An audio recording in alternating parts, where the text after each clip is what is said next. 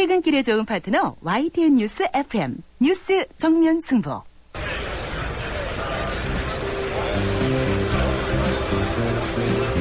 그들의 이야기가 아닌 우리, 진짜 우리들의 이야기를 들어봅니다.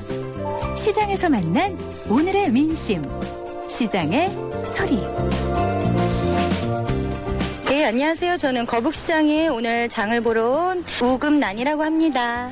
아이를 키우는 엄마라면 그 뉴스를 접하는 것조차도 좀 사실은 힘들어요. 그런 일이 절대 일어나지 말아야 될 일인데 그런 범죄를 저지른 그 대상자가 20년이 뭐예요? 200년을 받아도 부족하다라고 느끼는데 20년을 받았다라는 건 그 사람이 언젠가는 또 이 땅을 밟고 하늘을 본다라는 거잖아요. 그게 또 어떤 특사로 인해서 감형받을 수도 있는 거고 그거 자체로 말이 안 되는 거라고 생각을 해요. 최고형으로 가야 된다라는 생각이 들어요. 이웃에서 그런 일이 이루어진다라는 것 자체가 힘들고 내 자식만 잘 키우고 내 가정만 지킨다고 해서 다가 아니잖아요. 가정폭력이나 학원폭력이나 여러 곳에서 문제가 생긴다라는 건 정부 차원에서 상담소도 많이 운영을 하고 각 지자체에서 좀 움직여야 되지 않을까. 현실이 이건 말이 안 된다라는 거죠. 집에 있는 이 소위 말하는 우리 대한민국 아줌마들이 불과 몇 년 전에는 어딘가에서 전문가로 일하던 사람들이거든요. 그 자원을 활용을 한다면 굳이 많은 예산을 들이지 않고도 상담소 분명히 운영할 수 있거든요.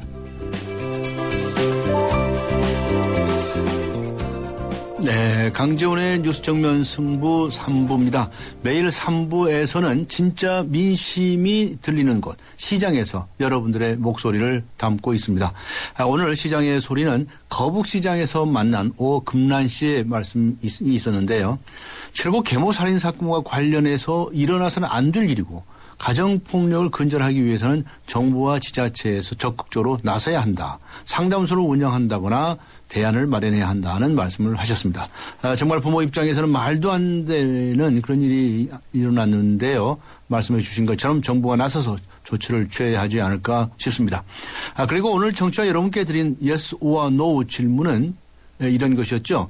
무공천 여론 재수렴, 안철수의 선택 지지하십니까? 인데요. 보내주신 의견들 살펴보겠습니다. 9176님께서는 저는 지지합니다. 집권 여당이 공천하니 새정치민주연합도 당연히 공천해야죠. 라고 적어주셨네요. 6304님께서는 반대라고 적으시고 안철수 대표가 너무 독단적이고 리더십 없어 보이네요. 라는 의견을 주셨습니다. 다른 분들은 어떻게 생각을 하시나요? 짧은 문자 50원, 긴 문자 100원의 유료 문자입니다. 우물정 0945, 우물정 0945번으로 의견 보내주시고요. YTN 라디오 어플리케이션 예스로 듣고 계신 분들도 계실 텐데요. 예스 게시판에 의견을 남겨주셔도 됩니다. 이 부분은 무료입니다. 네, 의견 남겨주신 분들 중에서 추첨을 해서 소정의 선물 준비하도록 하겠습니다. 3부 들어가겠습니다. 하나의 스프링, 믿기 힘든 두 가지 플레이. 넥스트 침대가격이 탄생시킨 하이브리드 테크에 누워보세요. 부드럽게 맞춰주고 단단하게 또 한 번 받쳐주죠. 원 스프링, 투 플레이. 에이스 하이브리드 테크. 198년 역사. 전 세계 1억 명의 고객. 인터브랜드 선정 5년 연속 세계 1위 보험 브랜드 악사. 이제 악사가 앞으로의 보험에 대해 새로운 증명을 시작합니다. 보험의 방향이 되다. 악사 다이렉트.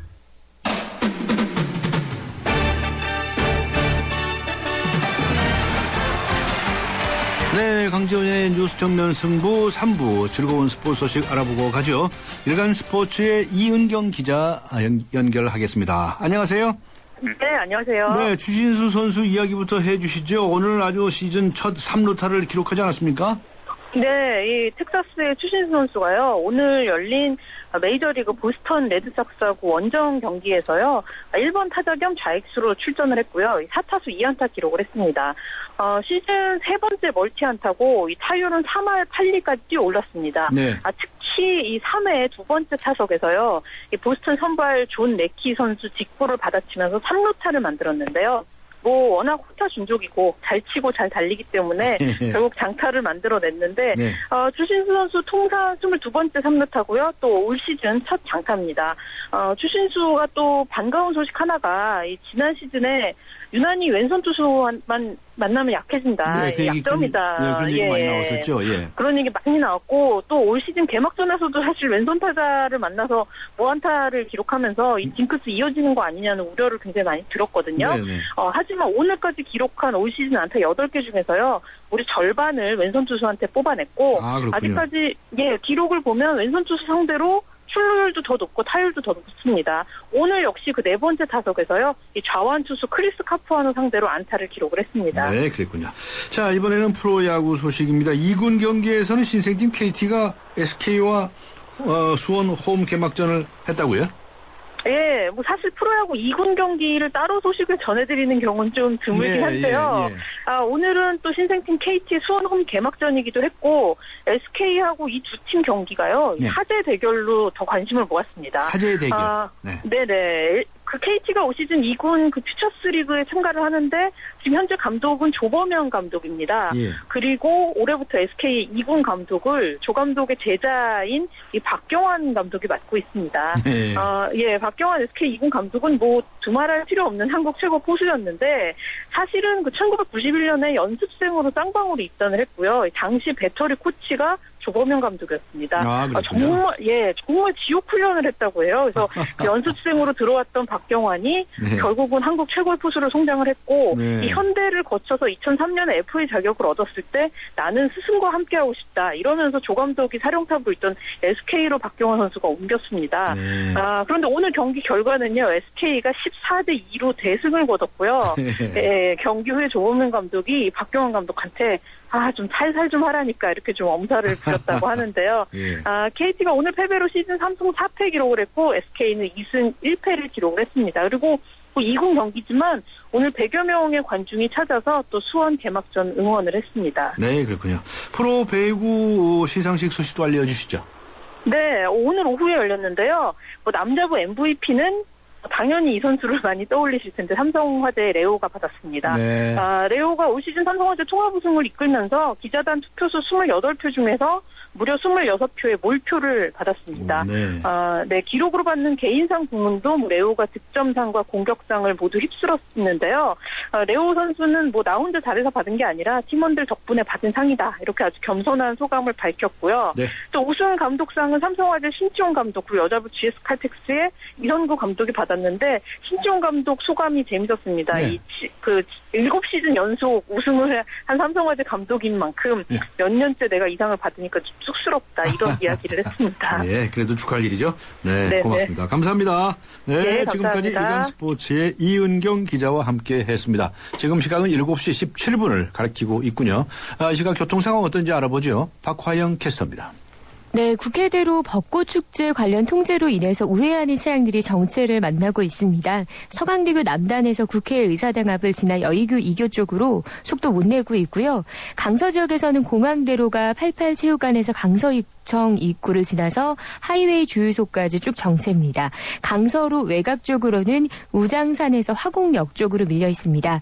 도심에서는 세종대로가 세종대로 사거리에서 광화문 쪽으로 밀리고요. 대학로는 외곽으로 이화 사거리에서 해화동 로터리 쪽으로 답답합니다. 동부간선도로와 같이 가는 동일로는 영동대교 북단에서 성수 사거리를 지나 화양 사거리 쪽으로 차 간격을 바짝 좁혀 있습니다. 뉴스 정면승부 교통정보였습니다.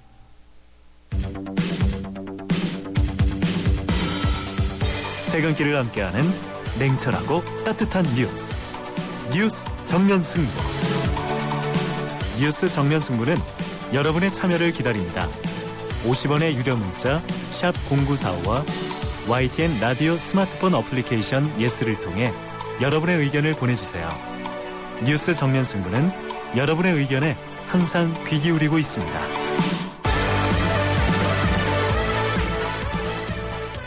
강재원의 뉴스 정면 승부 3라운드 정면 인터뷰입니다. 여러분께서는 중국 관광객들이 우리나라를 찾는 이유가 뭐라고 생각하십니까? 한류 열풍이 관광으로 이어지기도 하고요. 또 성형수술을 받기 위해서 한국을 찾는다는 얘기도 많이 들리죠. 그런데요. 요즘은 운전면허 따기 위해서 한국을 찾는 중국 관광객들이 늘었다고 합니다. 이게 무슨 소리일까요? 2011년 6월부터 시행된 운전면허 시험 간소화로 면허 취득이 쉬워졌기 때문에 중국 사람들이 한국으로 원정을 온다는 이야기입니다. 오늘 운전면허 간소화에 대한 이야기 나눠보겠는데요. 먼저 최근에 운전면허를 취득하신 분 연결해 보겠습니다. 강예은 씨 연결합니다. 안녕하세요. 네, 안녕하세요. 네, 운전면허 취득 언제 하셨나요? 제가 작년 8월 정도에 했는데요. 작년 8월. 예. 네, 운전면허 몇 종인데요? 제가 2종 보통으로 했는데. 2종 보통. 네. 그렇군요. 학원 다니셨어요? 아무래도 조금 학원 도움을 안 받으면 힘들다고 얘기를 많이 들어서요. 저는 네. 필기는 개인적으로 봤는데 네. 이제 실기 볼 때는 학원에 등록해서 네. 준비했었어요. 아, 그렇죠. 실기는 현장에서 해보지 않으면 안 되니까 학원을 갈 네. 수밖에 없는데 학원비 비싸지 않았습니까? 솔직히 조금 간소화되기 전에는 네. 부담돼서 이제 학교 다니면서 못하겠다 생각했는데 네. 간소화되고 나서 8월쯤에 하다 보니까 조금 비용 면에서는 부담이 덜했거든요. 아, 이게 좀 간소화되면서 비용도 좀 떨어졌군요. 예, 근데 조금 교육받는 시간이 좀 줄어서 그게 조금 불편했는데요. 아, 예. 그건 이제 예. 비용이 줄었으니까 이제 시간이 줄었으니까 비용이 준 거였겠네. 그렇죠? 네. 네. 자, 그런데 필기나 실기 시험 말이죠. 이거 어렵지 않았습니까? 필기는 생각보다 네. 문항수도 좀 적고요. 이게 네. 간소화 때문에 그런 건지 모르겠는데 네. 쉬웠는데요. 실기는 도움을 안 받으면은 진행하는 것 자체가 어렵더라고요. 네. 네, 여전히- 그래서 조금 네. 여전히 간소화된 후에도 어렵다고 생각하셨나 봐요. 네, 쉽게 만들었다고는 말씀하셨는데 네. 이제 초보고 교육 시간도 너무 짧아서 네. 이게 어떻게 해야 되는 건지 좀 어려움 많이 겪었었던 기억이 나요. 그렇군요. 그 운전면허 네. 따신 후에 네. 운전해 보셨어요? 저는 엄두가 안 나더라고요. 그래서 네. 네. 옆에 누가 있어줘야지 조금 안정감도 들고 네, 직접 차를 몰고 나갈 거라는 생각을 잘 안 해봐서 아직은 좀 장롱면허 네. 식으로 묵혀두고 있어요. 아, 그렇군요. 아, 네. 운전면허를 따긴 따셨지만 네. 감히 엄두가 나지 않는다. 이런 말씀이시네요. 네. 네. 그 왜 학원에서 그 주차 배울 때는 말이죠. 아주 그 네. 공간도 넓고 그러지 않았습니까? 또 네. 강사가 옆에 타고서 어떻게 하라고 가르쳐 주기도 하고 하는데. 네, 요령을 가르쳐 주거든요. 요령을 가르쳐주죠. 주차할 때. 네, 근데 이제 다른 곳에서는 주차를 이렇게 하세요나 네. 방법이 정해져 있지 않으니까 주차할 것도 엄두나고 네. 무섭고. 그렇죠. 혼자 해야 되니까요. 예. 아, 그렇군요. 네. 열심히 공부해서 따셨는데 그 실전에 네. 써먹으셔야 할 텐데요. 알겠습니다. 네. 네, 고맙습니다. 수고하셨습니다. 예, 감사합니다. 네, 지금까지 최근에 면허를 따신 강예은 씨와 함께 했습니다. 이어서 이 운전면허 간소화 문제 좀 알아보겠습니다. 전문가 연결하겠는데요. 아주대학교 오영태 교통 ITS 대학원장 연결하도록 하겠습니다. 안녕하세요. 예, 안녕하세요. 네, 더 잘 아시겠지만 중국 네티즌들 사이에서는 말이죠. 예. 한국에 가면 7일 만에 운전면허를 딸 수 있다. 이렇게들 알려져 있다는 얘기 들으셨죠? 예, 들었습니다. 네. 한국에서 그렇게 외국인들이 와가지고 운전면허 따는 게 쉽습니까? 예, 지금 현재 저희 나라 우리나라? 에서 말이죠. 네. 예, 한 5시간 정도 학과 교육을 이수한 후에는 필기시험인 학과 시험을 통과해가지고, 예. 장내 기능 교육 시간이 한 2시간 정도가 되고, 그 다음에 도로 주행 교육 시간이 6시간입니다. 그래서 총 13시간을 한 7일간 나눠가 준비하면, 네. 면허를 취득할 수 있다고 중국에서 그렇게 홍보를 하고 있다고 합니다. 실제로 그래요? 예. 칠 일 있고, 네. 네. 학원에 가서 7일 정도 배우면 진짜 딸 수 있어요? 사실 중국 면허 취득 같은 경우는 일반적으로 한 6개월에서 한 1년 정도 기간이 필요한데. 아, 그래요? 저희 나라는 지금 그렇게 짧은 기간 내에 면허 취득을 할 수 있는 점에서. 네. 중국에서는 한국에서 면허 취득하는 게 너무 쉽다. 이렇게 생각하고. 근데 중국 같은 데서는 6개월씩 걸리고 그런다고요? 아니, 뭘 예. 어떻게 하기에 6개월씩이나 걸린다는 거예요? 그게? 상당히 좀 까다롭게. 까다롭게 하고. 자, 그래서 그러는데 예. 우리나라 이 운전면허가 이제 간소화된 후로는 더 쉽다. 이런 얘기 아니겠습니까? 벌써 이해가 예. 됐는데 그래서인지 아닌지 정확하게 또 원인을 규명해 봐야 되겠습니다만 운전자 사고 비율이 증가하는 추세라는 보도가 있어요. 어떻게 연결이 예. 된다고 보십니까? 네, 지금 저희가 실제 연구를 해보니까 예. 운전면허 간소화 이후에 시행된 운전면허 취득자 수가 연간 평균 한 80만 명인데 이번 간소화되는 바람에 134만 명으로 증가됐습니다. 그럼 2배 가까이? 거의 상당히 2배까지는 안 되더라도 네네. 한 1.7배 정도로 증가된 것 같은데요. 네. 근데 이제 그 중에서 운전면허 1년 미만 운전자의 교통사고 건수가 8,100건에서 한 9,200건에 약 한 14% 정도가 증가됐습니다. 네. 그리고 근데 이제 실제 저희들이 또 신규 운전면허 취득자 수 대비해가 사고율이라는 게 있어요. 사고율 자체는 좀 감소된 걸로 나타났어요. 사고율이 감소됐다고요? 예, 사고 건수는 늘어났는데 사고율이 조금 왜냐하면 이제 전체 운전 면허자가 장롱 면허가 또 있을 수가 있어요. 예. 그러니까 뭐냐면 면허 따고 나서 실제 운전은 안 하고 그냥 안 하는 사람들 예. 장롱에 이어놓고 예. 그런 장롱 면허가 고려됐기 때문에 이제 그런 걸 감안을 안 했기 때문에 예. 전체 사고율은 좀 감소가 된 걸로 그래 분석이 됐습니다. 아, 예, 그렇군요. 이 문제를 가지고 이제 정책 토론회도 열리고요. 직접 참석하시기도 하셨는데 어떻게 생각하세요? 이거 좀 너무 진짜 쉽다. 좀 문제가 있다. 이렇게 생각을 하시나요? 평가를 어떻게 하세요? 지금 운전면허 간소화 이후에 면허 취득 기간이 최소한 15일에서 간소화 이후에는 지금 최소 2일 정도면 지금 면허를 딸 수가 있고. 그런데 면허 취득 비용도 지금 한 87만 원에서 사실 39만 원 감소된 걸로 나타났습니다. 예. 그래서 이게 이제 운전면허 취득자들의 시간적 경제적 부담을 들어줬다는 긍정적인 평가는 사실 있었지만. 예. 사실 교통사고 건수가 또 증가되고, 네. 교통안전에 대한 부정적 평가가 함께 존재를 하고 있었어요. 그래서, 운전면허 간소화 정책이 시행된 3년이 다 돼가는 현재까지도 간소화 정책의 적정성에 대한 논란이 끊이지 않고 있다는 점에서 많은 우리 참석자들이 공감을 했습니다. 네. 그래서 운전면허 시험제도의 경우에는 교통안전 측면에 초점을 좀 둬야 되고, 대부분 전문가들이. 그 다음에, 운전면허 간소화 이외의 의무 교육시간 감소 등으로 인한 운전 미숙자 배출로 교통사고 유발 요인 증가 가능성이 높기 때문에, 국민의 안전을 보장하는 측면에서는 운전면허 시험제도에 대한 개선이 필요하다는 의견을 다들 같이 했습니다. 이제는 좀 간소화가 아니라 좀 복잡하게 해야 되겠다는 말씀이시군요. 아니, 그래도 나름대로 좀 개선이 필요하다는 그런 측면이 좀 많은 의견들이 많았습니다. 개선한다는 것이 이제 좀 더 철저하게 연습도 시키고, 좀 시험도 좀 까다롭게 보고 이렇게 하자는 거 왜 무슨 방법이 있겠어요?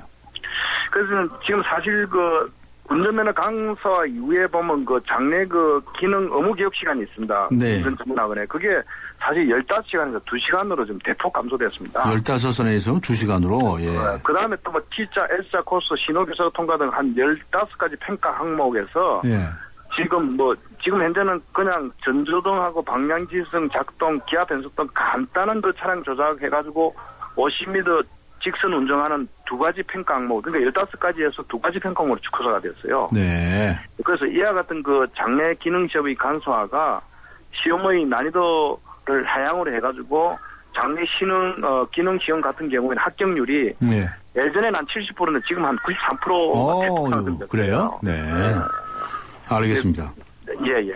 경찰청에서는 이제 운전면허 시험을 그래서 그런지 좀 강화하겠다라고 하는 이런 얘기를 했는데 아직 구체화된 부분은 없다라고 해요. 그런데 오 박사님 생각에는 어떻습니까? 좀 간소화된 운전면허 시험이 좀 개선돼야 할 부분이 있다고 한다면 어떤 점이고요? 또 유지돼야 할 점이 있다고 하면 어떤 점이라고 생각하시는지요? 첫 번째 학과시험 경우에는 간소화 이전에 문제은행 항목이 752개였습니다. 현재 300개까지 줄어들었는데, 사고 예방을 위한 준법의식을 묻는 문학 위주로 개편하여 좀 증가시키는 방안이 있다고 생각이 들고요. 좀 늘려라. 항목을 좀 증가시킨다. 그렇죠.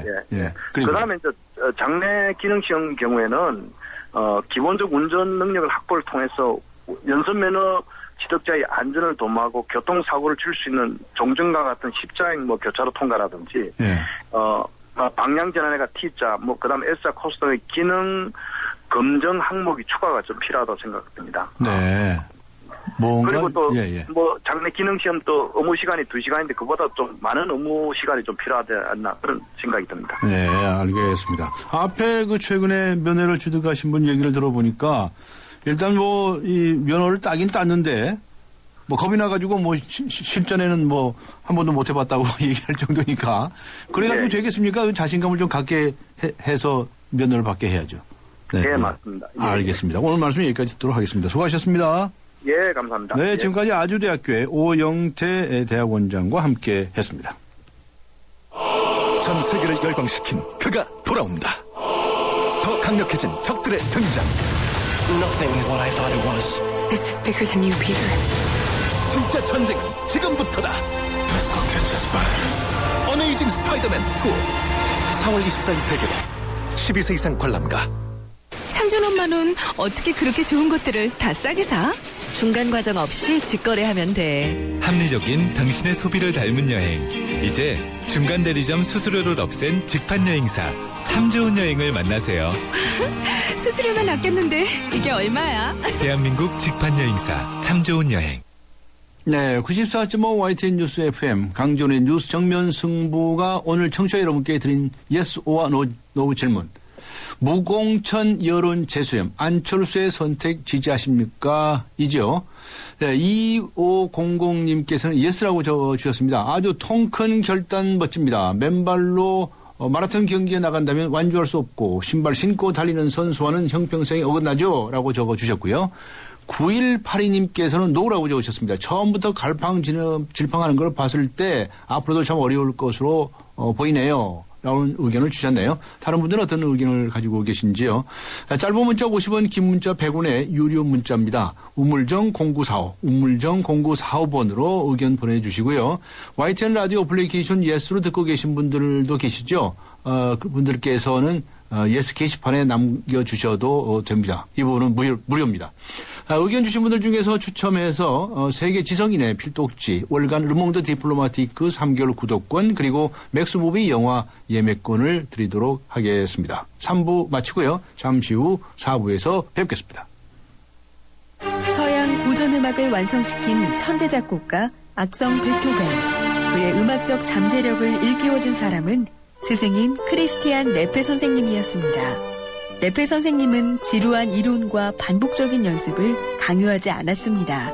이탈리아와 프랑스, 독일의 유명한 오페라를 감상할 기회를 마련했고 어린 베토벤이 음악에 대해 더 깊이 느끼고 생각할 수 있도록 이끌었습니다. 가르치는 것이 아니라 깨우치는 교육, 아이들의 잠재력을 활짝 꽃피우는 우리 교육의 희망입니다. 이 캠페인은 I am the key, 눈높이 대교와 함께합니다. 안녕하세요. 행복교육도시 서울 홍보대사 박상원입니다. 학생은 행복하고 스승은 존경받는 곳. 교육 소통이 원활하고 학교가 아름다운 곳. 학교와 지역사회가 함께 아이들의 꿈과 끼를 키우는 행복교육도시 서울. 아이들과 눈높이를 맞춰 고민과 생각을 이해하고 학교의 담장을 낮춰 학교 안팎에서 마음껏 꿈과 끼를 키울 수 있는 행복교육도시 서울을 만들어가겠습니다. 이 캠페인은 서울특별시 교육청과 함께합니다. 살아있는 뉴스 깨어있는 방송 한국의 뉴스 채널 YTN 뉴스 FM. 네, 94.5 YTN 뉴스 FM 강존의 뉴스 정면 승부 4부입니다. 잠시 후 4부에서는 세계 빈곤 퇴치회 강명순 이사장과 함께 빈곤에 관한 이야기 나눠보겠습니다. 4부 들어갑니다.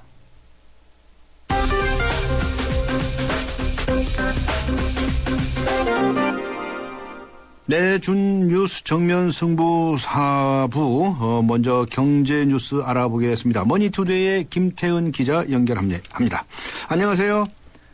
네, 안녕하세요. 네, KT가 이게 참 경영 위기가 오래됐죠. 네, 아주 오늘 내일 하고 있었는데 아주 대규모의 이 구조 조정을 단행한다고 발표가 됐네요.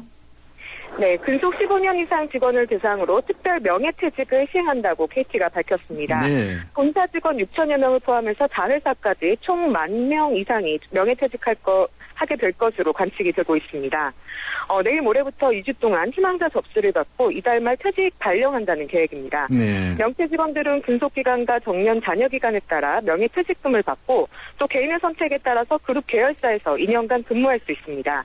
그동안 KT는 경쟁사들에 비해서 10배에 이르는 고비용의 인력 구조가 고질적인 문제점으로 지적이 돼 왔는데요. 네. 이번에 이렇게 대규모 구조조정 소식이 전해지자 KT 주가는 한때 9% 넘게 급등하기도 했습니다. 그렇군요. 1만 명의 이제 실업자가 발생하는 셈인데요. 그래서 KT의 주가는 올랐네요. 네, 알겠습니다. 네. 자, 정부가 회계 방식을 바꿔가지고 계산을 해봤더니 이 빚이 말이죠. 215조 원이나 늘었다는 이야기인데 이게 도대체 무슨 이야기인지 설명을 좀 해주시죠. 네, 정부가 변경된 회계 방식을 적용해서 지난해 정부 부채 총액을 계산을 했더니 1,117조 원으로 나타났습니다. 네. 명목상으로 증가한 액수가 215조 원이고 산정 방식 변경으로 인한 착시 효과를 빼더라도 실질 증가액이 무려 75조 원이나 됩니다. 네. 연금 부채와 주택 청약 저축 등을 제외한 중앙정부와 지방정부가 반드시 갚아야 할 국가채무도 483조 원으로 39조 원이나 늘었습니다. 국민 한 사람당 나라빚을 계산하면 960만 원씩 짊어지고 있는 셈이라고 합니다. 특히 퇴직 공무원과 군인에게 지급해야 할 연금 부채가 무려 600조 원에 육박해서 연금 개혁이 시급한 것으로 지적되기도 했습니다. 네, 그랬군요. 그 다음에 FTA 이야기인데 호주와 우리나라 간에 그 FTA가 최종 타결이 된 거죠? 네, 그렇습니다. 박근혜 정부 들어 첫 FTA입니다. 6년 동안 줄다리기 협상 끝에 오늘 결실을 맺었는데요. 네. 호주는 철강과 석탄 등 원자재 수출 비중이 높은 반면 자동차와 가전제품 수입이 많아서 우리나라와 그 시너지 효과를 낼 수 있을 것으로 기대가 됐었습니다. 이번 FTA가 발효되면 완성차에 물리던 5% 관세가 즉시 철폐되고 또 주요 가전제품에 부과하던 관세도 모두 사라집니다. 반면 우리가 수입하는 농수수산물 관세는 그대로 유지하거나 장기적으로 없애는 걸로 합의를 이뤘습니다. 가장 민감한 것이 호주산 쇠고기인데요. 40%에 이르는 관세를 15년에 걸쳐 없애기로 했습니다. 네, 그랬군요. 알겠습니다. 오늘 말씀 여기까지 듣도록 하겠습니다. 수고하셨습니다. 감사합니다. 네, 지금까지 머니투데이의 김태은 기자와 함께 했습니다.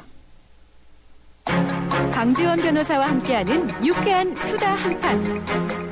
우리를 바꾸는 수다.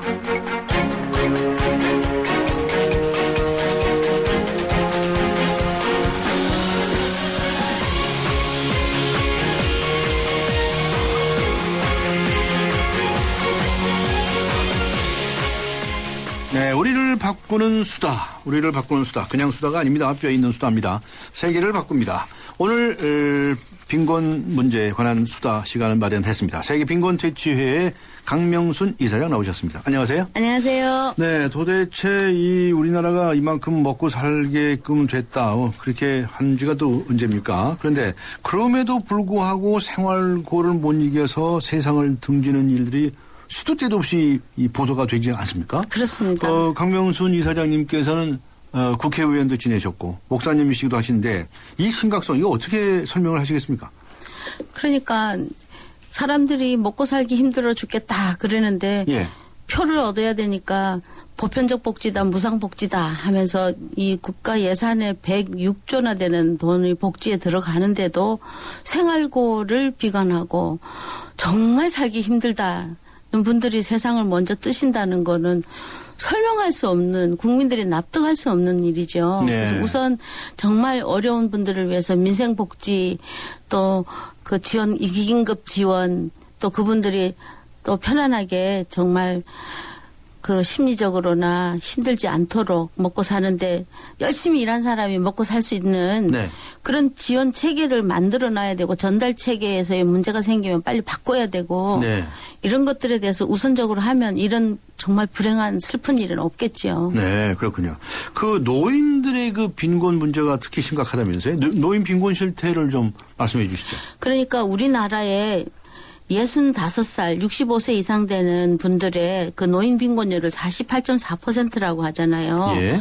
그거는 그러니까 절반이 빈곤에 시달리고 있다고 보시면 되죠. 네. 근데 특별히 이제 우리나라의 2012년도에 그 통계청 발표 보면 전체 가구 소득이 평균 4,475만 원이라고 하는데 어르신들은 가구 소득 평균이 677만 원밖에 안 되는 거예요. 677만 원? 예, 그러면 한 달에 100만 원도 안 되는 거잖아요. 안 되네요. 안 되니까 정말 쓸 게 없는 거죠. 60여만 원. 네. 네. 그러면 이제 뭐 월세 좀 한 20만 원 내고 예. 병원 가서 약값 내고 뭐 이렇게 저렇게 하다 보면은 참 박스 주서도 한 달에 돈 몇만 원도 안 되고 그러니까 어르신들이 참 살기가 어렵지요. 네. 그런데 이제 이게 소비 지출 평균도 노인 가구가 조선 가구나 다문화 장애인 가구보다 훨씬 낮거든요. 네. 그러니까 이 어르신들이 참 살기에 혼자서 살기 어려워서 정말 정말 힘들다. 이렇게 이제 생각하시는 거죠. 네. 예. 그러니까 이제 최저 생계비에도 미치지 못하는 이들이 이렇게 많다 이런 말씀 아닙니까? 그렇습니다. 네. 그러니까 1,000만 원 미만 연평균 소득 가구주가 60세 이상 여성의 경우에도 36.5% 더 많거든요. 예. 그러면 사실 인생은 60부터라는 우리나라 말이 있는데도 네. 야 인생은 60부터 이 60세 이상의 나이를 하면서 학력이 낮고 직업이 없는 경우에 더 힘들고 빈부격차가 더 심한 거죠. 네. 근데 이런 거에 대해서 이제 어르신들을 위한 아주 좋고 행복한 일자리 노인 일자리를 좀 만들어서 해야 되는데 네. 뭐 노인들을 위한 거 이렇게 제가 이렇게 보면은 뭐 20만 원 한 달에 20만 원 뭐 30만 원 이런 일자리들을 만드시더라고요. 그런 네. 일자리도 막 너무 없어서 못 한다 이렇게 안타까워 하시는데 네. 사실은 딱 정년 퇴직하고 어르신들이 이렇게 있을 때 우리 아이들이나 우리 정말 어려운 아이들한테 찾아가서 재밌는 옛날 얘기도 해주고 또 붓글씨도 하고 또 어른 60세 65세라 해도 아직 젊잖아요. 네. 얼마든지 사회를 위해서 일을 할 수가 있거든요. 예.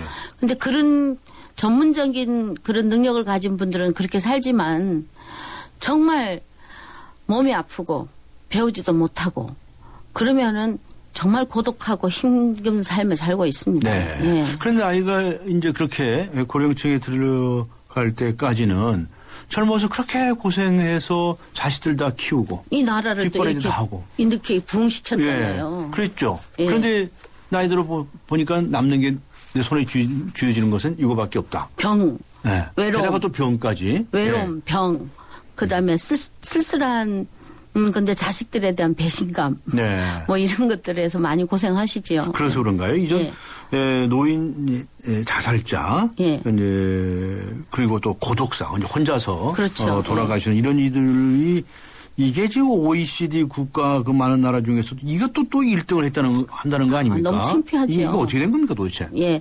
그러니까 이제 돌아가실 때라도 좀 어떻게 좀 편히 돌아가신다든가 뭐 이런 게 있어야죠. 그래서 외국 언론들이 우리나라의 이런 그 어르신들이 돌아가시는 이런 부분 노인 빈곤율이 높고 자살률이 높은 것에 대해서 막 보도를 해요. 뉴욕타임즈 같은 데 보도하고. 외국 신문에서까지. 도대체 한국을 이해할 수가 없다 이런 거지. 그거는 뭐냐면은 가족이 해체되고 그 핵가족으로 전환되면서 그 어떤 그 가족의 그 윤리나 이런 것들에 있어서의 갈등이 생겼다. 그러니까 쉽게 말하면 우리 부모님들은 우리가 모시자 이게 개인 책임으로 돌려야 된다 하는 거하고 사회가 이 어른들을 다 보살펴줘야 된다 이런 거하고 이제 서로 이렇게 충돌이 일어나잖아요. 네. 근데 부모님들이 힘들고 어려울 때 밥 벌어먹고 살아야 되니까 우리는 도저히 못 봐준다 이런 분도 계시지만 또 지극하게 모시는 분들도 계세요. 네. 그러면 지극하게 정말 성심껏 당해서 어려움 가운데서도 부모님을 모시고 그렇게 하다가 너무 힘드니까 아들하고 부모님하고 다 같이 이렇게 또 아주 유명한 또 분의 또 부모님 아버지가 또 돌아가신 적이 있었어요. 얼마 전에요. 예. 그러니까 그럴 때 정말로 초고령화 사회에서 이걸 줄일 수 있는 방법이 뭘까? 네. 그러면 어르신들이 혼자 살도록 방치해 놓으면 안 되는 거죠. 네. 한 분 한 분 잘 찾아가서 사례 관리도 하고 전화로 물어보고 자주 방문하고 그래서 이제 야구르트 아주머니라든지 혹은 우편 배달부라든지 동사무소에서 이런 분들이 이제 늘 이렇게 확인을 하시는 거예요. 어떻게 잘 계시나 식사를 잘 하시나 이런 시스템을 만드는 시군구도 있습니다. 네. 근데 그렇게 해서는 조금 미진하고요. 네.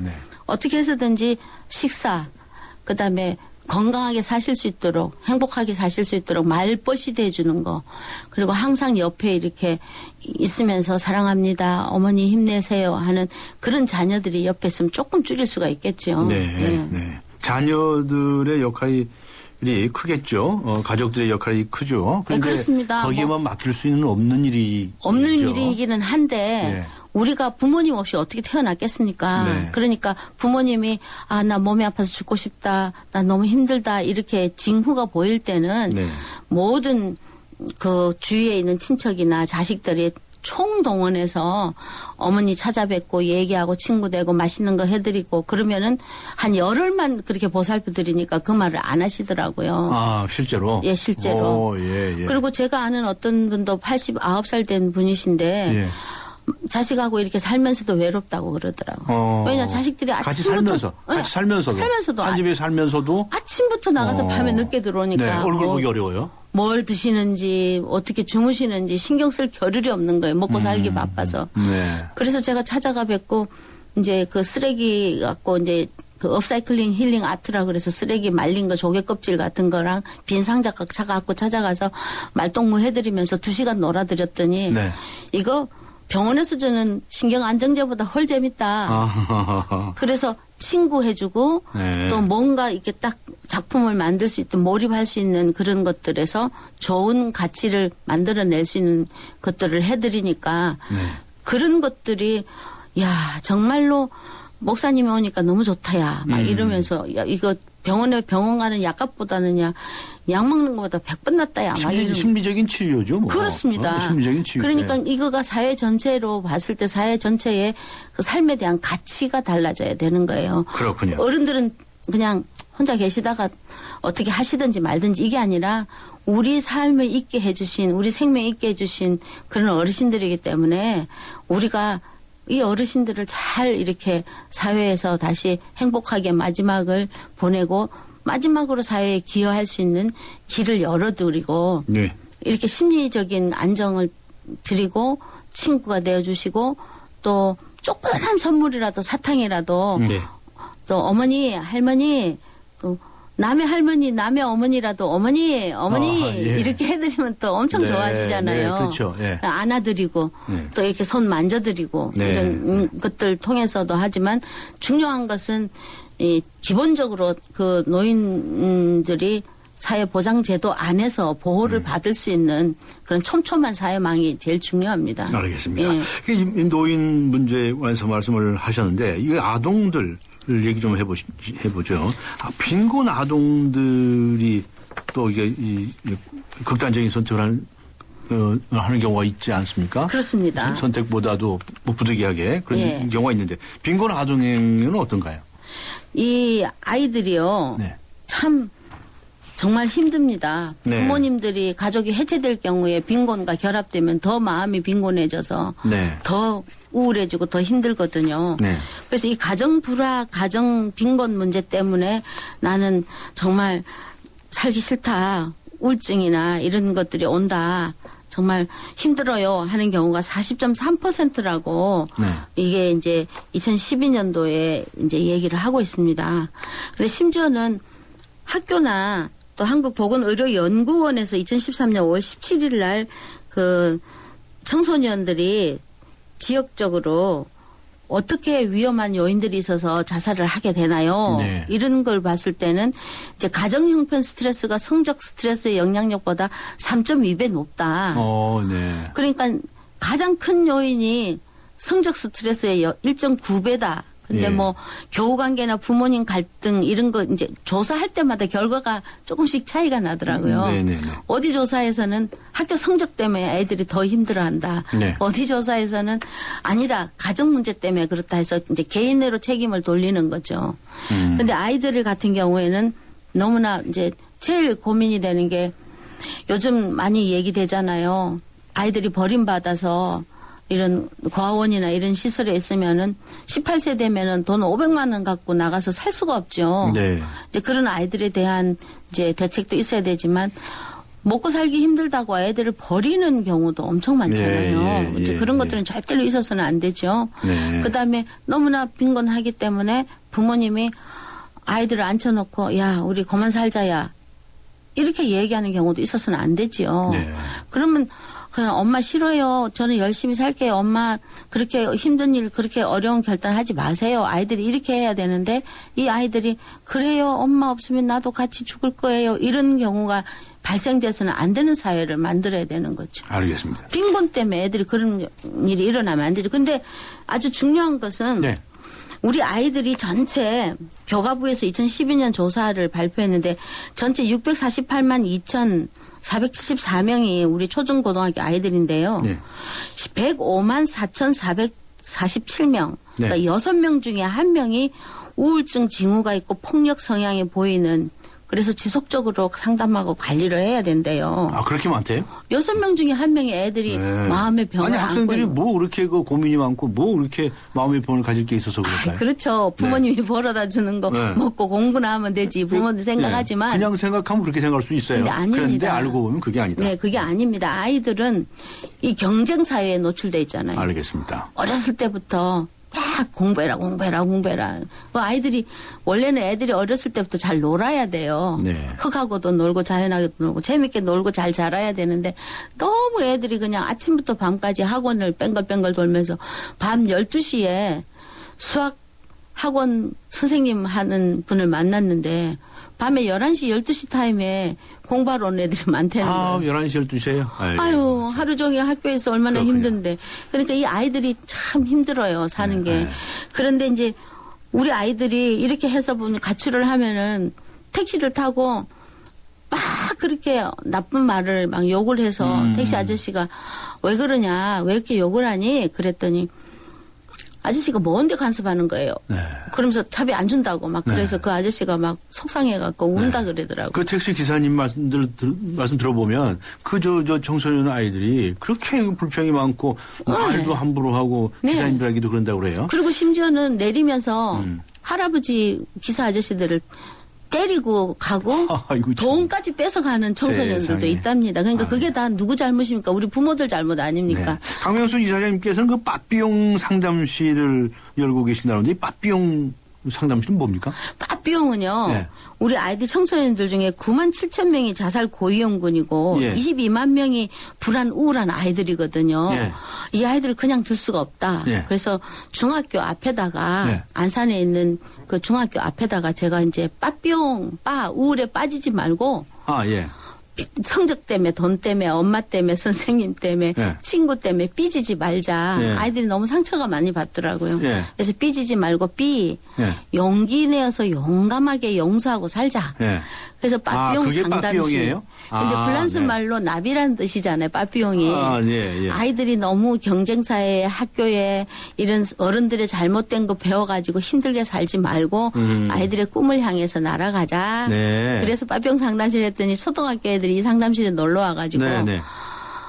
목사님 빠삐용 상담실이 뭐예요? 빠삐용 랜드로 바꿔주세요. 랜드? 그러면서 예. 재밌게 잘 놀아요 아이들이. 네. 그러면서 참 행복해하는 걸 보면서 네. 아이들이 자기네들이 꿈을 말하고 또 재미있게 서로를 친하게 지내는 그런 공간이 필요하다. 네. 그래서 이 상담실을 통해서 많은 사람들이 한 30명 살렸어요. 네, 네. 그러니까 이 빠삐용 상담실에서 이제 자살에 관한 이제 상담을 네. 어린아이부터들까지 하고 계시는 거군요. 네, 네. 어린아이들. 네. 예, 예. 그러니까 우울에 빠지지 말고 그래서 예. 삐지지 말라고 해서 삐. 예. 그리고 용기를 가지라고 해서 용. 예. 용, 빠삐용 상담실이다. 이런 말씀이시네요. 예. 빠삐용 상담실에서 이제 만날 때 아이들이고 어른이고 헤어질 때 노숙자 아저씨들까지 헤어질 때는 빠삐용. 아, 그래요? 그렇게 얘기하면요. 아, 네. 대답하는 게 뭐냐면 재건축. 그래요. 재건축이요? 예. 너무 슬프고 우울하고 국회를 생각해도 우울하고 북한을 생각해도 우울하고 정치를 생각해도 먹고 사는 거 생각해도 다 우울하니까 네. 그 우울한 마음을 없애기 위해서 재밌게. 예. 네. 마음과 육신이 건강하게. 예. 축복의 통로가 돼서 네. 축복을 나누고 살자. 그래서 빠삐용. 재건축 이렇게 하고 사는 거예요. 알겠습니다. 오늘 좋은 말씀 주셨습니다. 감사합니다. 네, 감사합니다. 감사합니다. 지금까지 세계 빈곤 퇴치의 강명순 이사장과 함께 했습니다.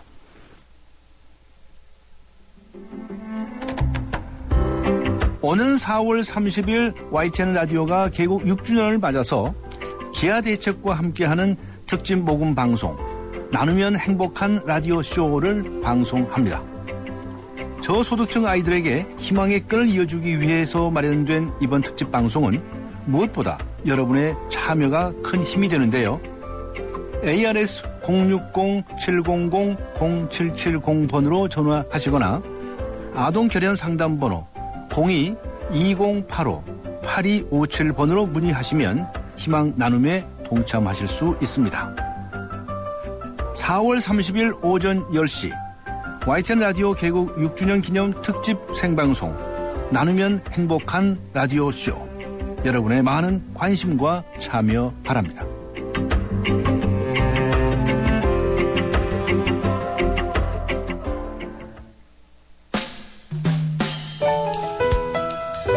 네, 오늘 뉴스 정면 승부 예스1의 질문에서는 무공천 여론 재수염 안철수의 선택 지지하십니까? 라는 질문을 드렸었죠. 정확한 여론조사는 아닙니다.